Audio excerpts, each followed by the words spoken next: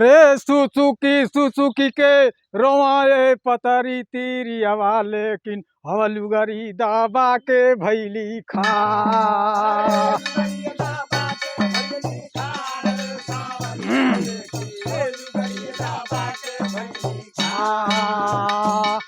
तो लुगा ले लिया झूला ले लिया चले लिया कोहाई के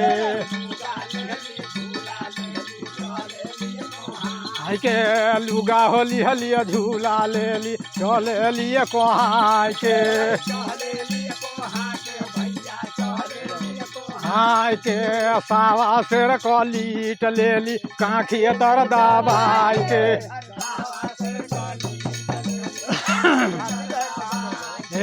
सावा सिर कलीट ले ली काखी तर दबाई के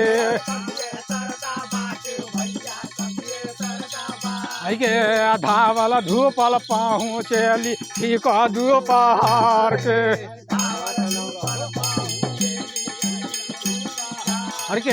धावल धूपल पहुँचेली ठीक दोपहर के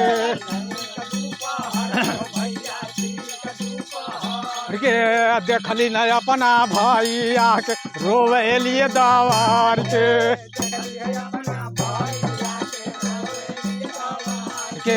देखलिए अपना भैया के रोवेलिए दवार के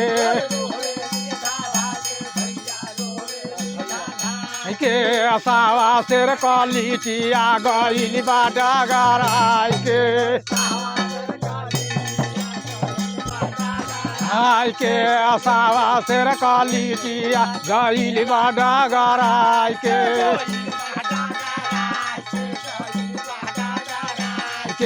देखला उनकर भैया तो हंसेला ठाठाई के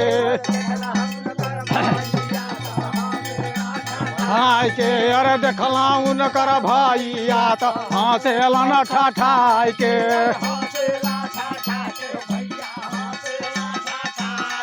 अरे जकरा घरे ऐसन लिट्टी उ चले कोहना के लेके